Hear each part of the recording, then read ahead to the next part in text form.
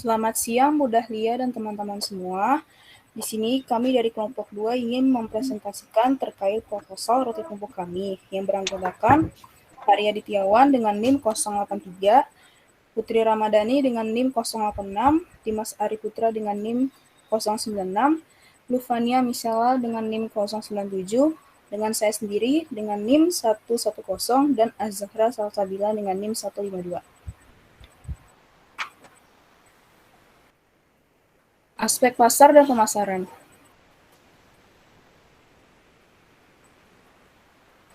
Yang pertama ada gambaran umum prospek pasar produk.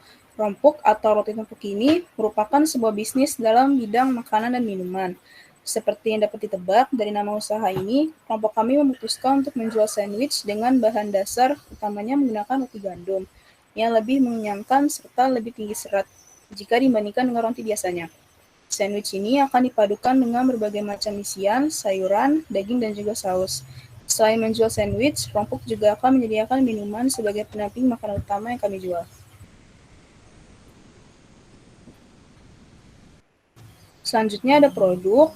Jadi untuk bahan dasar utama Rompuk ini, kita menggunakan roti gandum. Kami juga menyediakan 4 macam menu. Yang pertama ada chicken teriyaki, beef teriyaki, smoked beef and cheese, dan healthy delight. Untuk sausnya ada bermacam pilihan, Thousand Island, chili, mayonnaise, tomato sauce, barbecue, dan honey mustard. Untuk sayurannya ada selada, tomat, timun, bombay merah yang bisa disesuaikan dengan selera konsumen.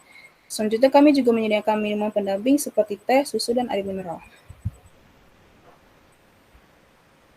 Untuk permintaan, menurut survei LIPI pada tanggal 15 September sampai 5 Oktober 2020, adanya kecenderungan mengonsumsi makanan sehat untuk meningkatkan protein hewani, sayur-sayuran, dan buah-buahan.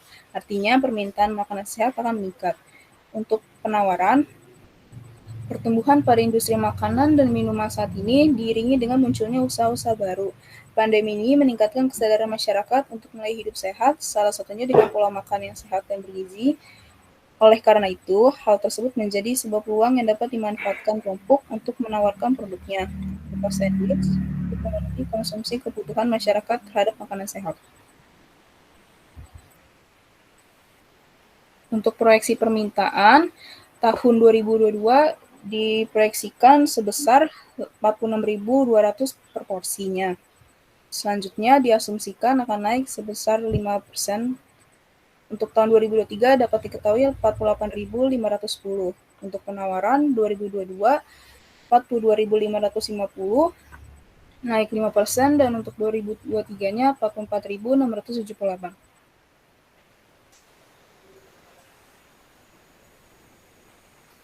Untuk proyeksi penjualan, kapasitas produksi dan target penjualan kami untuk 1 tahun sebanyak 45.000 piece atau 1 bulannya 125 piece. Untuk proyeksinya 2022 kami menargetkan 45.000 porsi, selanjutnya akan naik sebesar 5%. Untuk 2023 diasumsikan 47.250 piece.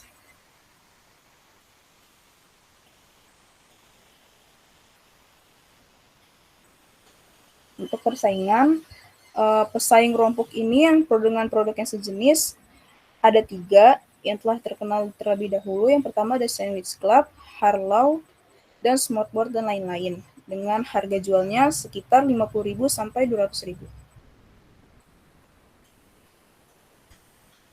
Untuk analisa SWOT-nya, untuk kekuatan itu sendiri, yang pertama menggunakan konsep makanan cepat saji yang sehat, yang kedua menggunakan bahan-bahan yang sehat dan higienis, yang ketiga memiliki karyawan yang ramah dan keterampilan di bidangnya, yang keempat memiliki menu yang bervariasi yaitu menu sehat dan umum. Untuk kelemahannya, bahan yang digunakan tidak dapat bertahan lama, kesuksesan media sosial yang terbatas, dan yang ketiga produk tidak bisa disimpan lama. Untuk peluang itu sendiri, produk dijual sudah terkenal, yang kedua dapat diterima di semua kalangan, yang ketiga meningkatnya kesadaran masyarakat akan pentingnya menjaga pola hidup sehat, yang keempat menjawab permintaan layanan pengiriman. Untuk ancaman itu sendiri, yang pertama ada pesaing yang lebih kuat, yang kedua ada harga bahan baku tidak stabil, yang ketiga keadaan ekonomi yang belum pulih. Selanjutnya Selanjutnya akan dijelaskan oleh teman saya, Zahra. Oke, baik. Selanjutnya ada strategi STP-nya. Yang pertama segmenting. Di geografisnya ini, di perkotaan wilayah Jakarta Selatan, khususnya dekat dengan area perkantoran, universitas, dan sekolah. Lalu demografi, bisa perempuan maupun laki-laki ini dapat menikmati produk ini. Lalu bisa dinikmati oleh semua usia mulai dari anak-anak sampai dewasa dan memiliki pendapatan di atas 500.000 per bulannya.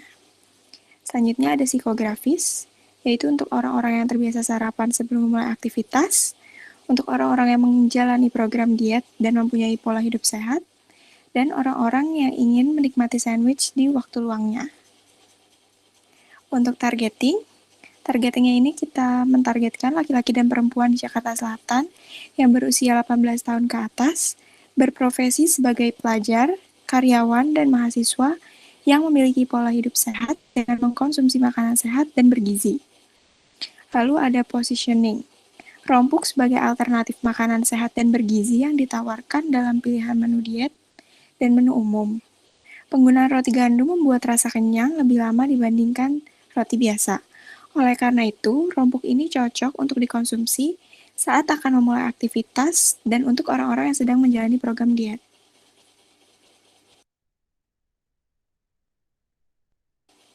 Selanjutnya ada bauran pemasaran. Yang pertama, produk. Rompuk adalah roti sandwich dengan dua pilihan menu, yaitu menu diet dan menu biasa, menggunakan roti gandum. Kenapa kita pilih roti gandum? Karena dengan roti gandum ini mengandung lebih banyak serat sehingga lebih mengenyangkan dan rasa kenyangnya itu bertahan lebih lama. Selanjutnya yang kedua ada price. Kisaran harganya ini dari 35.000 sampai 50.000 untuk berbagai macam varian menu. Yang ketiga ada promotion. Promotion yang ini kita menggunakan online, media sosial ini dengan menggunakan jasa selebgram, lalu personal selling, lalu dengan word of mouth atau dari mulut ke mulut. Lalu place atau tempatnya, kita milih tempat outlet yang ini di kawasan Fatmawati dan memasarkan produk melalui Shopee, Tokopedia, dan Bukalapak. Ada juga jasa layanan pengantar makanan seperti Gojek dan Grab.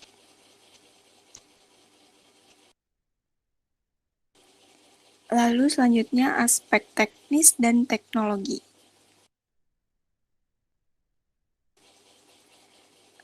Ada desain produk. Nah, bisa dilihat ini di gambar ini ada logo rompok yang berwarna merah dan ada gambar sandwichnya, lalu di bawahnya ini ada desain packagingnya.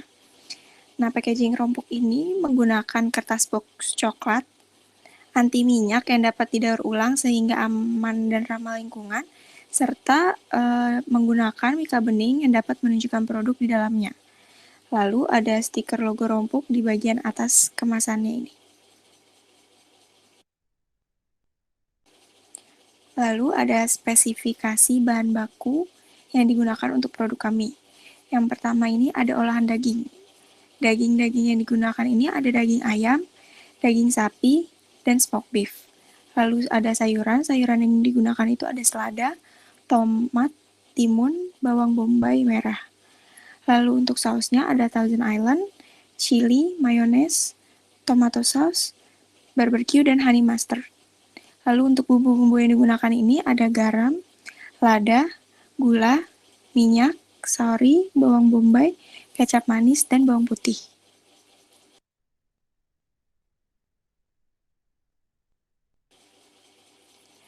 Lalu selanjutnya ada proses produksi. Yang pertama untuk chicken teriyaki dan beef teriyaki. Yang pertama, campur ayam dan atau daging sapi yang telah dipotong memanjang dengan kecap manis, saus tiram, kecap asin, lada bubuk, lalu didiamkan selama 1 jam di dalam kulkas. Lalu tumis bawang bombay dan bawang putih cincang sampai matang. Lalu masukkan daging ayam atau daging sapi dan tunggu sampai berubah warna. Lalu tambahkan sedikit air. Lalu tambahkan juga garam, gula, dan kecap manis. Lalu tunggu sampai matang dan airnya menyusut. Lalu untuk ayam panggang, langkah-langkah pembuatannya itu yang pertama haluskan bawang putih, bawang bombay, merica, ketumbar, jahe, dan garam. Setelah itu tambahkan dengan kecap atau soyu, Lalu oleskan bumbu yang telah dihaluskan ke seluruh ayam dan didiamkan selama 30 menit. Lalu panggang dalam oven yang sudah dipanaskan dengan suhu 180 derajat Celcius selama 1 jam. Olesi ayam dengan campuran mentega dan madu setelah 45 menit. Kemudian panggang hingga seluruh ayamnya kering.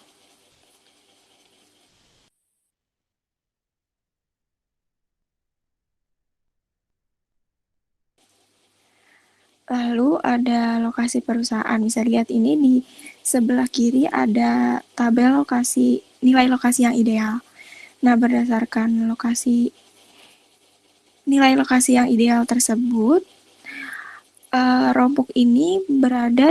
kami memutuskan untuk Rompuk berada di Jalan Rumah Sakit Fatmawati Raya, Pondok Labu, Kecamatan Cilandak, Kota Jakarta Selatan.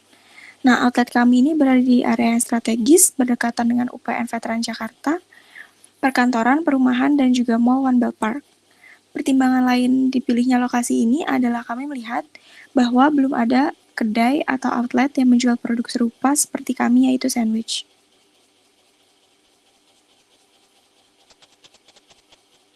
Selanjutnya ada layout pabrik. Bisa dilihat gambar layout pabriknya. Rompuk tidak memiliki pabrik, maka kegiatan produksi yang kami lakukan ini kami lakukan di tempat usaha. Layout usaha yang ditentukan untuk outlet Rompuk dapat dilihat pada gambar berikut ini. Dalam menentukan tata letak usaha, kami telah melakukan pertimbangan-pertimbangan terlebih dahulu.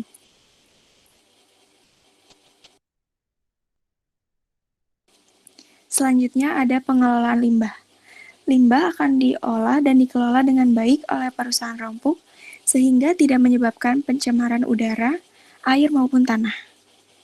Limbah seperti bahan makanan yang tersisa nanti akan diolah menjadi pupuk tanaman, agar limbah ini dapat dimanfaatkan sebaik mungkin. Diketahui bahwa udara, air, dan tanah merupakan komponen yang sangat dibutuhkan dan diperhatikan oleh Rompuk guna menjaga kualitas dari bahan baku Rompuk.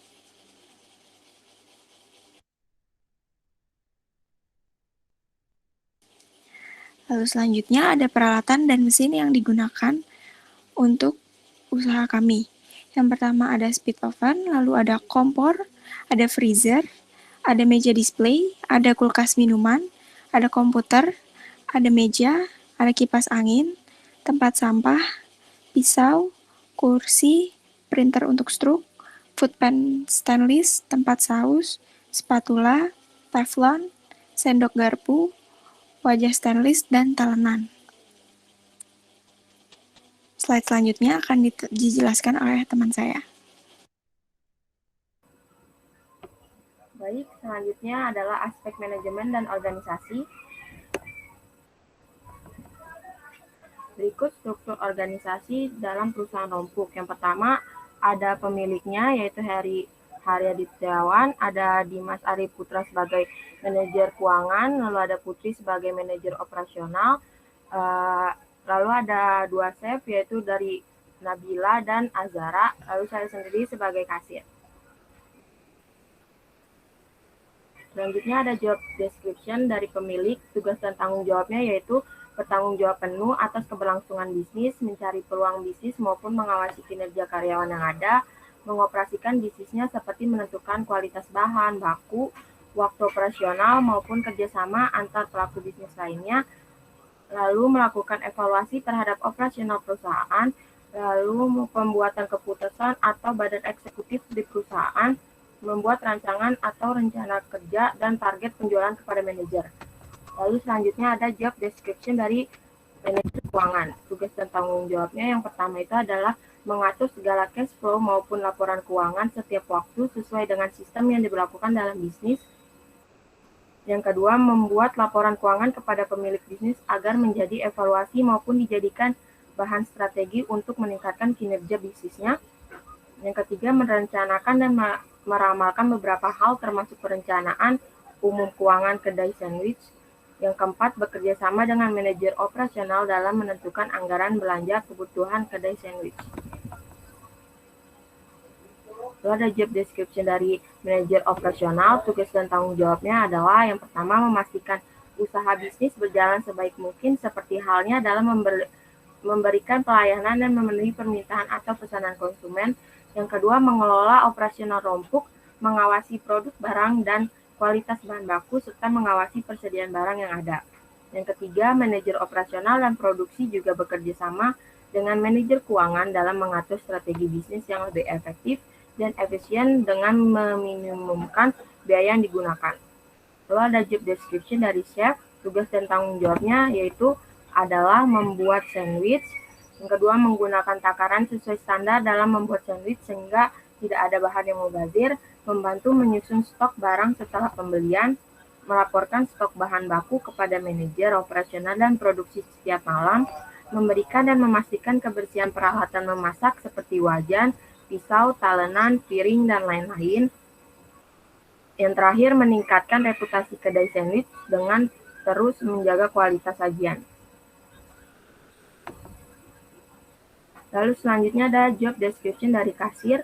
Tugas dan tanggung jawabnya adalah memastikan bahwa komputer kasir dan printernya berfungsi dengan baik setiap harinya, melakukan transaksi pembayaran dengan pelanggan secara ramah, baik dan cepat, mencatat setiap transaksi baik uang keluar, uang masuk dan lainnya, cek dan hitung ulang uang modal kasir dan uang receh maupun pecahan yang berfungsi sebagai uang tukaran atau kembalian. Yang terakhir, membuat slip pemberitahuan yang berisi omset dan pengeluaran harian kepada manajer keuangan.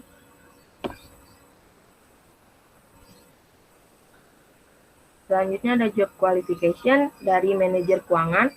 Pertama ada skill atau keahliannya, yaitu dapat bekerja sama secara tim bersama manajer lain yang ada dalam perusahaan, dapat berpikir cepat dan efektif, menguasai bahasa asing menjadi nilai plus, mampu mengoperasikan berbagai jenis software tentang keuangan, menguasai Microsoft Excel, teliti dalam pekerjaan, menguasai ilmu keuangan, pendanaan investasi dan akuntansi dasar, memahami ilmu hukum dan kebijakan ekonomi. Lalu jenis kelamin dan usia itu pria atau wanita berusia 22-35 tahun, pendidikan minimal S1 akuntansi atau manajemen keuangan, pengalamannya minimal pengalaman kerja 1 tahun di bidang yang sama.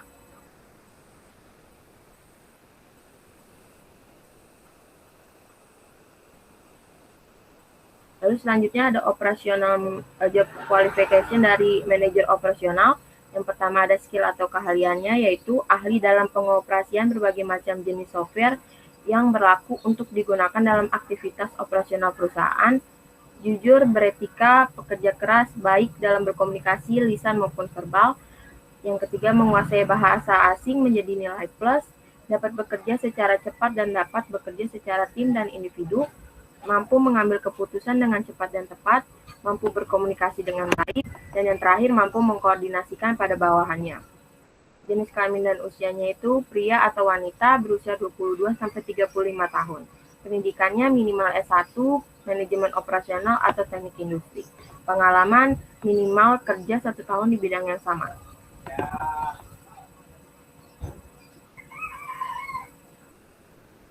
Selanjutnya ada job qualification dari chef. Yang pertama ada skill atau keahliannya, yang pertama yaitu adalah kemampuan memasak yang baik, menguasai bahasa asing juga menjadi nilai plus, leadership dan manajemen, organizational skill, kemampuan bekerja di bawah tekanan dan membuat keputusan dengan cepat, memiliki pemahaman dan kemampuan mengenai cara menggunakan mesin atau alat dapur, dan terakhir kemampuan untuk tetap tenang dan menyelesaikan permasalahan mengenai makanan.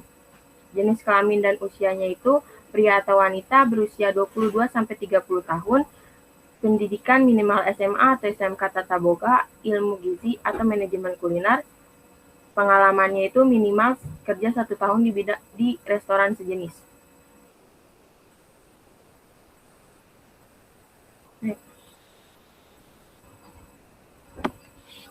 Selanjutnya ada job qualification dari kasir. Yang pertama, skill atau keahliannya itu adalah memahami proses transaksi baik tunai maupun non-tunai, dapat mengoperasikan alat pembayaran non-tunai seperti penggunaan debit, kredit, e-money, dan juga e-wallet seperti OVO atau GoPay, mengetahui dan mampu menggunakan mesin kasir, menguasai bahasa asing juga menjadi nilai plus. Jenis kelamin dan usia pria atau wanita berusia 22-25 tahun, pendidikan minimal SMA atau SMK, pengalaman minimal kerja 1 tahun di bidang yang sama. Selanjutnya ada proses rekrutmen. Yang pertama itu membuat informasi lowongan pekerjaan melalui media sosial dan pamflet. Selanjutnya akan diseleksi dari surat lamaran. Setelah diseleksi, lalu masuk pada tahap wawancara. Setelah itu ada tes-tesnya itu berikut seperti tes keterampilan dan lain-lain. Setelah tes tersebut selesai, lalu akan ada tanda tangan kontrak. Selanjutnya akan dilanjutkan oleh teman saya. Selanjutnya adalah sistem pengembangan dan kompensasi. Sistem pengembangan yaitu on the job training, yaitu karyawan diberi pelatihan dengan melakukan pekerjaan di bawah pengawasan langsung di tempat kerja dan dilakukan evaluasi. Tujuannya yaitu membiasakan para karyawan dengan lingkungan kerja yang realistis. Untuk kompensasinya, manajer keuangan mendapatkan 48 juta total per tahunnya. Lalu untuk manajer operasional mendapatkan total per tahun sebanyak 48 juta. Lalu untuk juru masak mendapatkan 126 juta. Lalu untuk kasir total per tahunnya mendapatkan 30 juta. Aspek hukum dan legalitas. Bentuk perusahaan dari Rompuk yaitu Persekutuan Komanditer atau CV, karena didirikan oleh 6 orang dan menggunakan modal pribadi untuk membangun usaha. CV adalah suatu bentuk badan usaha berupa persekutuan yang didirikan oleh 2 orang atau lebih, di mana sebagian para anggotanya memiliki tanggung jawab yang tak terbatas dan sebagian anggota lainnya memiliki tanggung jawab yang terbatas. Prosedur perizinannya yaitu yang pertama, pengecekan dan pengajuan nama oleh notaris. Yang kedua, pembuatan draft akta oleh notaris. Yang ketiga, finalisasi dan tanda tangan akta di hadapan notaris. Yang keempat, pengurusan dan pengambilan NPWP dan SKT perusahaan. Yang kelima, pendaftaran NIB. Dan yang terakhir, pengajuan izin usaha dan izin komersial. Lembaga yang terkait perusahaan yaitu yang pertama ada supplier bahan baku, ada 4 supplier. Lalu ada jasa ojek online seperti GoFood, dan ada perusahaan aplikasi pembayaran non-tunai seperti Dana dan OVO. Rencana anggaran dasar bab 1 nama dan tepat. Pasal 1 ayat 1 berbunyi bisnis atau usaha ini bernama Rompuk. Ayat 2, Rompuk adalah bisnis yang bergerak di bidang food and beverage. Lalu pada pasal 2 ayat 1, Rompuk didirikan pada 22 Agustus 2022. Ayat 2, lokasi Rompuk terletak di Jalan Rumah Sakit Fatmawati Raya, Pondok Labu, Kecamatan Cilandak, Kota Jakarta Selatan. Bab 2, asas, sifat, dan tujuan. Pasal 3, Rompuk adalah sebuah kedai makanan yang menyajikan makanan khas Amerika yaitu sandwich sebagai makanan utamanya dengan tempat yang strategis. Pasal 4, Rompuk didesain simpel namun nyaman sehingga cocok sebagai tempat untuk berkumpul dengan teman dan juga dilengkapi oleh fasilitas yang lengkap. Pasal 5, Rompuk bertujuan 1. Menyediakan tempat berkumpul yang nyaman. 2. Menyediakan menu makanan dan minuman dengan harga standar kualitas terbaik. Yang ketiga, menyediakan tempat hangout bagi mahasiswa. Dan yang keempat, menjaga suasana outlet yang homey serta nyaman dan untuk belajar. Bab 3, usaha-usaha. Pasal 6, Rompuk didirikan oleh mahasiswa yang kesulitan untuk mencari makanan sehat dan tempat yang nyaman untuk mengerjakan tugas atau ingin berkumpul dengan teman-teman. Rompuk juga didesain dengan simpel namun homey. Rompuk buka pada pukul 9 pagi waktu Indonesia Barat dan sampai jam 8 waktu Indonesia Barat, mengikuti jam masuk kerja dan pulang kerja. Lalu untuk bab 4, keanggotaan, pasal 7, Ayat 1, anggota rompuk berasal dari para pemilik dan karyawan yang bekerja di outlet. Ayat 2, ketentuan mengenai keanggotaan yang harus dimiliki oleh para karyawan rompuk adalah 1. Memenuhi 5S, yaitu sopan, santun, sapa, senyum, dan salam. Yang kedua, memiliki loyalitas yang tinggi. Yang ketiga, bertanggung jawab.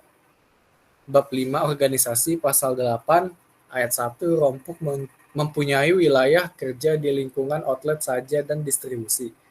Ayat 2, organisasi rompuk tersusun dari pemilik sebagai pendiri outlet, manajer, kasir, dan juru masak. Pasal 9, kekuasaan tertinggi pada pemilik outlet. Ayat 2, kepengurusan diatur oleh manajer. Lalu pada ayat 3, kegiatan operasi dan distribusi dilaksanakan oleh manajer operasional dan juru masak.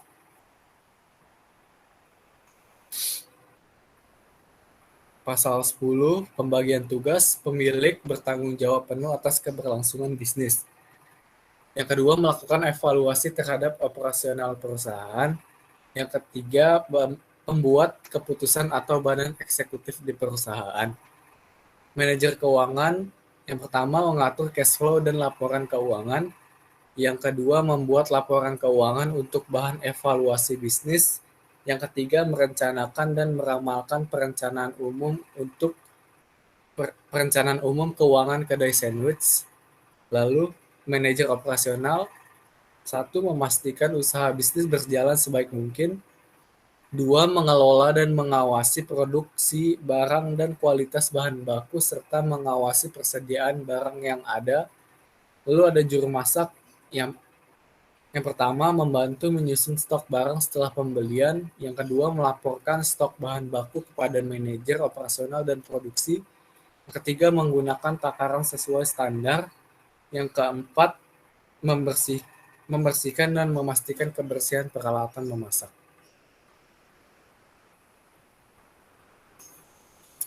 Kasir. 1. Mencatat setiap transaksi baik uang keluar, uang masuk, dan lainnya. Yang kedua, membuat slip pemberitahuan yang berisi omset dan pengeluaran harian kepada manajer keuangan. Yang ketiga, melakukan transaksi pembayaran dengan pelanggan secara ramah, baik, dan cepat. Yang keempat, cek dan hitung ulang uang modal, kasir, dan uang receh maupun pecahan yang berfungsi sebagai uang tukaran atau kembalian. Bab 6, musyawarah dan rapat, pasal 11 ayat 1, pengambil keputusan tertinggi di tangan musyawarah. Ayat 2, anggota musyawarah diadakan pada saat sebelum dan sesudah satu periode operasi, yaitu 1 bulan. Pasal 12 ayat 1, musyawarah dilakukan dengan tujuan memotivasi dan mengevaluasi kerja di setiap karyawan di outlet. Ayat 2, musyawarah dilakukan untuk mengantisipasi risiko yang mungkin muncul di kemudian hari. Pasal 13, dalam keadaan luar biasa dapat diadakan rapat untuk mengatasi masalah besar yang terjadi di dalam lingkungan internal kafe. Pasal 14, pengambilan keputusan dalam musyawarah pada pasal-pasal di atas dilakukan dengan mengumpulkan semua pendapat dari setiap anggota dan memilih opsi yang paling tepat sasaran untuk memaksimalkan kerja usaha. Lalu pada bab 7, keuangan, pasal 15, keuangan rompuk diperoleh dari modal bersama dari pemilik outlet dan laba ditahan dan dari keuntungan usaha.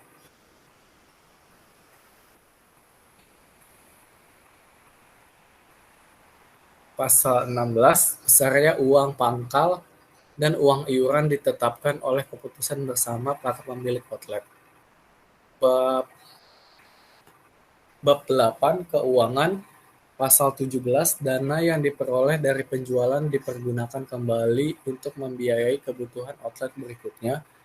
Pasal 18, hal-hal yang tidak diatur di dalam anggaran dasar akan diatur di dalam anggaran rumah tangga yang merupakan pula rincian pelaksanaan anggaran dasar. Ayat 2, anggaran rumah tangga dan peraturan-peraturan pelaksanaan lainnya tidak boleh bertentangan dengan anggaran dasar.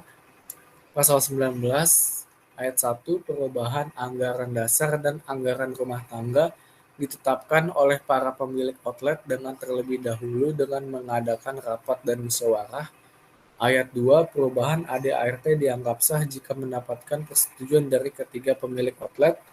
Lalu pada bab 9 penutup pasal 20, hal-hal lain yang tidak diatur di dalam ADART diatur dalam laporan studi kelayakan bisnis.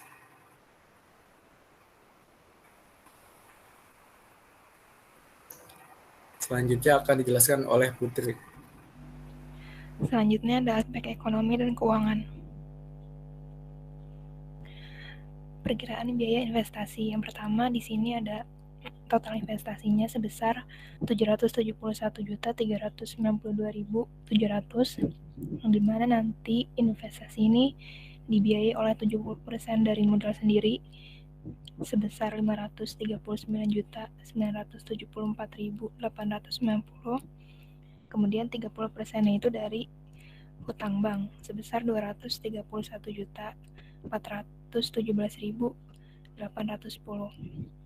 Pemilik perusahaan ini terdiri dari 6 orang yang masing-masing mengeluarkan modal sebesar 89.995.815. Kemudian ada perkiraan harga pokok produksi. Di sini HPP per unitnya itu untuk 5 tahun sebesar 11.162.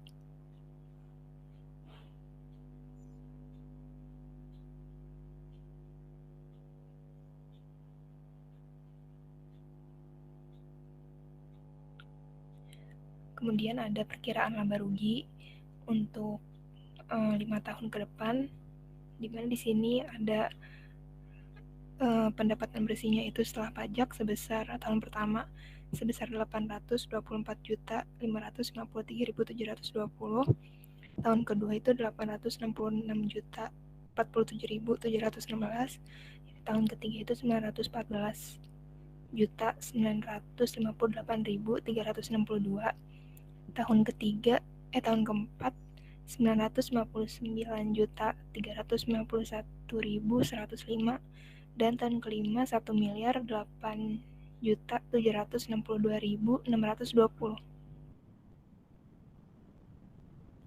Selanjutnya ada perkiraan neraca. Di sini total aktivanya itu 817.676.262. Kemudian ada total pasifa dan ekuitasnya itu sebesar 817.676.262. Selanjutnya ada BEP untuk perhitungan unit, di mana fixed cost-nya itu 191.918.000 dibagi dengan harganya 35.000 dikurangi dengan variable cost per unitnya 9.682. Jadi BEP per unitnya itu untuk 1 tahun penjualan produk rompuk akan balik modal apabila penjualan mencapai minimal 7.580 piece. Ini ada analisis kelayakan investasi untuk aliran kasnya dari tahun ke-1 sampai tahun ke-5.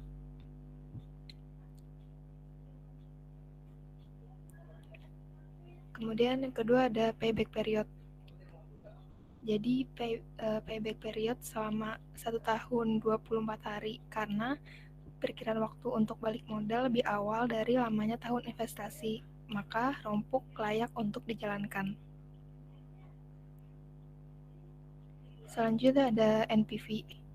Nah, di sini hasil NPV-nya itu positif sebesar 1.042.756.462. Maka investasi ini menguntungkan atau dapat dijalankan. Selanjutnya akan dibacakan oleh Hari.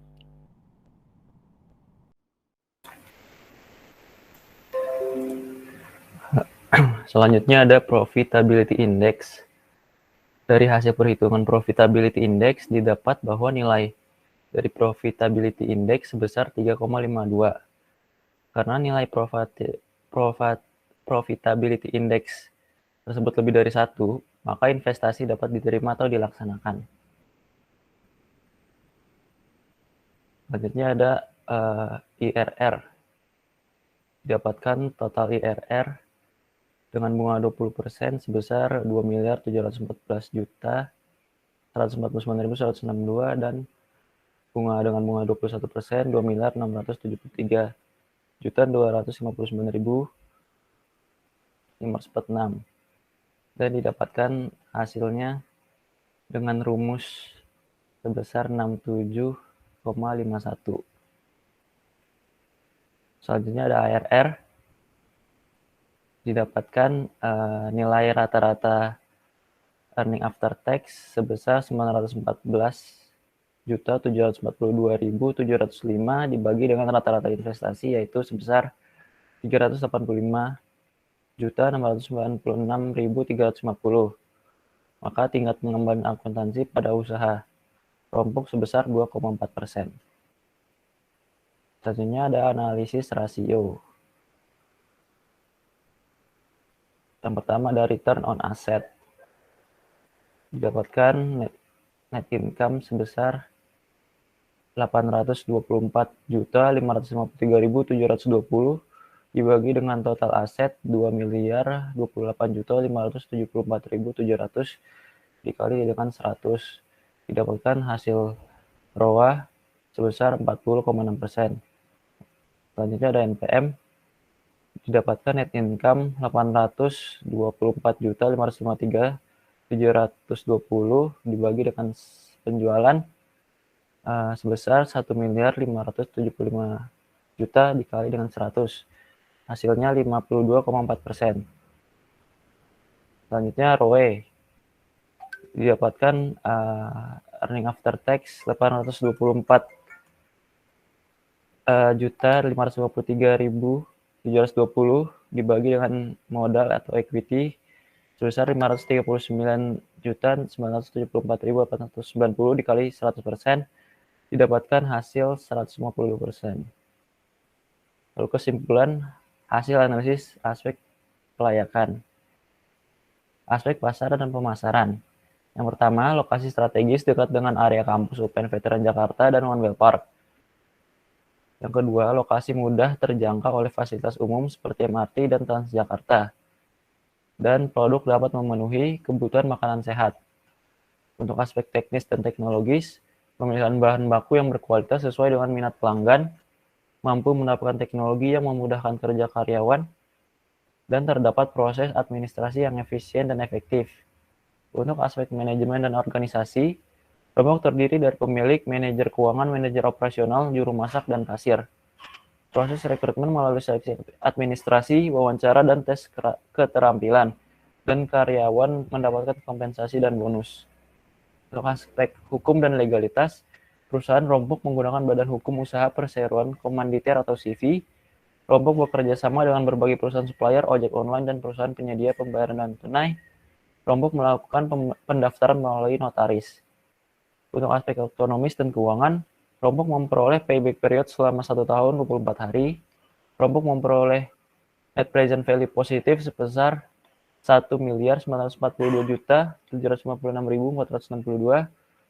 Rompuk memperoleh profitability index sebesar 3,52. Rompuk memperoleh IRR sebesar 67,51%. Rompuk memperoleh ARR sebesar 2,4%. Sekian presentasi dari kelompok kami. Kurang lebihnya mohon maaf.